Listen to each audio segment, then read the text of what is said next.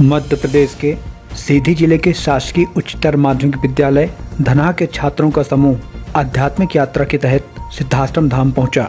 आश्रम परिसर में पहुंचते ही बच्चों ने पूरे अनुशासन और श्रद्धा भाव के साथ योगीराज श्री शक्तिपुत्र जी महाराज के दर्शन कर उज्जवल भविष्य के लिए मार्गदर्शन प्राप्त किया। समय समय पर बच्चों के ऐसे समूह सिद्धाश्रम धाम आते रहते हैं, जिससे वे यहाँ की आध्यात्मिक ऊर्जा और संस्कारों से लाभान्वित होते हैं। भ्रमण के दौरान बच्चों और शिक्षकों ने अनंत काल तक चलने वाले अखंड श्री दुर्गा चालीसा पाठ में सहभागिता की, जहां उन्हें भारतीय धार्मिक परंपराओं और साधना के महत्व को समझने का अवसर मिला। इसके साथ ही बच्चों ने मूलधर साधना मंदिर के दर्शन कर भारतीय संस्कृति, अनुशासन और आध्यात्मिक मूल्यों को नज़दीक से जाना।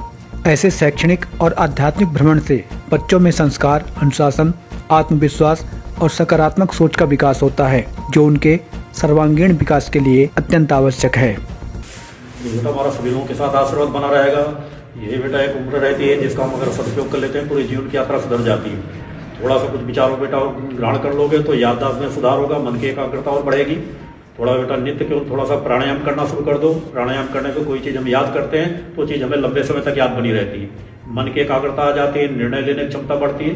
कुछ नहीं करना बेटा, चलते फिरते में ध्यान रखा करो, मुंह बंद करके नाक से केवल गहरी सांस भरना, जितना भरते बने धीरे धीरे करके सांस को निकाल दिया करो। तो चलते फिरते हम थोड़ा सा भी अगर प्राणायाम करते रहेंगे तो प्राणायाम करने से हमारी मन की एकाग्रता बनी रहेगी। जो पढ़ेंगे वो लंबे समय तक याद बना रहेगा। कभी घर में जब बैठ के थोड़ा सा कोई चीज़ पढ़ाई वगैरह कर रहे हो तो 3-4 बार प्राणायाम कर लोगे, फिर पढ़ाई करोगे बेटा तो आलस कम लगेगा। जो पढ़ोगे उसमें ज़्यादा समय मन लगने लगेगा। नहीं, कई बार होता है हम 10-5 मिनट पढ़ाई करते हैं, उसके बाद हमारा सर भारी होने लगेगा या अरुचि पैदा होती है। तो अपने अंदर बेटा हमेशा इच्छा शक्ति पैदा करके रखना चाहिए कि जीवन का एक एक पल महत्वपूर्ण रहता है। हमारे पर वर्तमान में जीवन जिए, शिक्षा के क्षेत्र में जब तक बेटा हमारे तब तक हमेशा ध्यान रखना चाहिए, पूरा एक एक समय का सदुपयोग करें।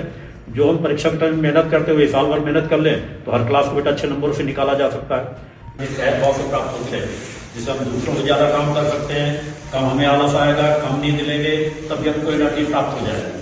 तो भोजन से बेटा हमारी आंतरिक चेतना हमारी जितनी प्रभाव हो जाती है उतना हमारे कार्य करने, सोचने, समझने, निर्णय लेने की क्षमता बढ़ती।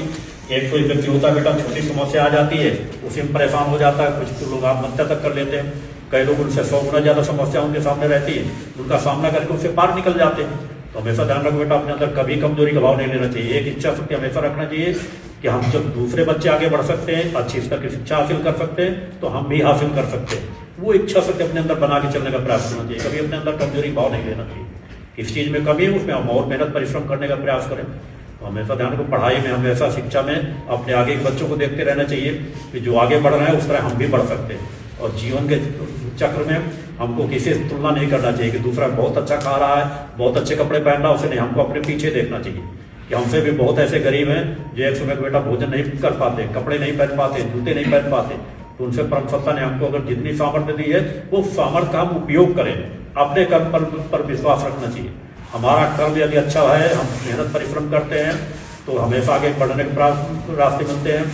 धर्म, धैर्य और पुरुषार्थ का कभी त्याग नहीं करना चाहिए। अपना आध्यात्मिक जीवन, हम जिस देवी देवता को मानते हो, थोड़ी देर भी बेटा अगर बैठेंगे, 5 मिनट बैठेंगे तो हमको एनर्जी प्राप्त होती है। ये किसी ऐसा नहीं कि हम किसी दूसरे जन्म के लिए कर रहे हैं। जिस तरह भोजन करते हैं बेटा, एक अन्न का दाना हमारे शरीर में चला जाएगा तो हमारी भूख मिटाए, चाहे एक क्षण के लिए मिटाए। एक बूंद पानी मुंह में पड़ जाए तो हमारी कुछ क्षण के लिए प्यास जरूर मिटाएगा। उसी तरह जिसके बल पर हम चल रहे हैं, बोल रहे हैं, खा रहे हैं, पी रहे हैं, इसे हम आंतरिक चेतना के बल पर कर रहे हैं। तो आंतरिक चेतना हमारी बेटा प्रभाव होती है अच्छे कर्म करने से, ध्यान करने से, साधना करने से। उन देवी देवताओं की, किसी भी गुरु देवी देवता में हमारी जहाँ आस्था, उनके लिए थोड़ी देर अगर बैठते हैं तो उससे हमारे अंदर की चेतना से प्रभाव होती है। हमारी सतोगुणी 17 से का हम जीवन जी रहे हैं। जितना हमारी सतोगुणी नाड़ियाँ, हमारी सुषुम्ना नाड़ी प्रभाव होगी, उतना ही बेटा हमारा समाज में कार्य करने की क्षमता बढ़ती है। चाहे पढ़ाई क्षेत्र में हो गई तो पढ़ाई क्षेत्र में अच्छे निकलोगे, आगे भविष्य में किसी नौकरी, बिजनेस, व्यवसाय में जाओगे। आध्यात्मिक संस्कार हमारे अच्छे हैं तो उस क्षेत्र में हमको बढ़ने के आगे मिलते चले जाते हैं।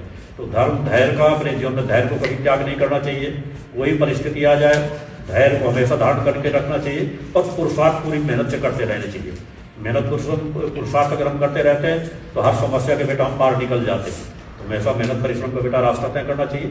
अपने आदर्शों को आगे जरूर देखना चाहिए कि बहुत लोग आगे हैं, गरीबी परिवार लेकर मेहनत परिश्रम करके बहुत ऊंचाई में चले जाते हैं। तो हमेशा ध्यान रखो, हमें क्या करना, हमें सच्चाई ईमानदारी के साथ आगे बढ़ना है। दूसरा क्या कर रहा है उसे कभी न पढ़ना चाहिए। हम मेहनत परिश्रम करें, सच्चाई की ताकत बहुत बड़ी ताकत होती है, उसमें चल के बेटा आगे चला जाता है तो सदैव आगे बढ़ने के रास्ते में से हमारा सभी के साथ आशीर्वाद बना रहेगा। सभी लोग ले लेना, चाहे बुजुर्ग बच्चों को करवा दीजिए, हमारा आशीर्वाद बना रहेगा।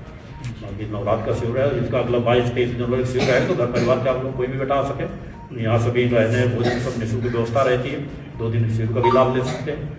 वो आश्रम है जहाँ कहीं भी लोगों को किसी को एक दान पत्र भी रखा हुआ नहीं मिलेगा, सब माँ की कृपा सब कुछ व्यवस्थाएं चल रही जैसी चल रही है।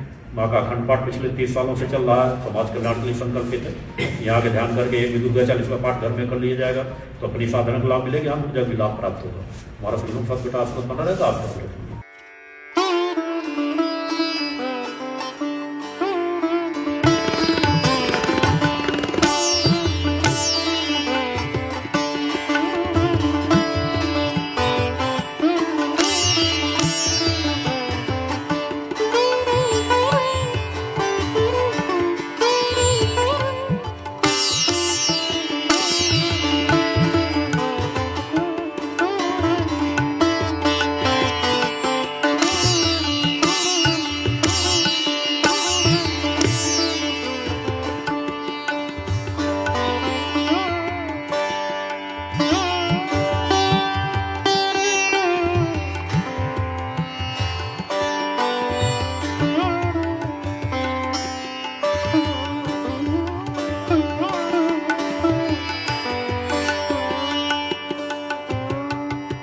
पंचज्योति शक्तिपीठ सिद्धाश्रम धाम में आए हैं जी। यहाँ के विषय में आपको कहाँ से जानकारी प्राप्त हो?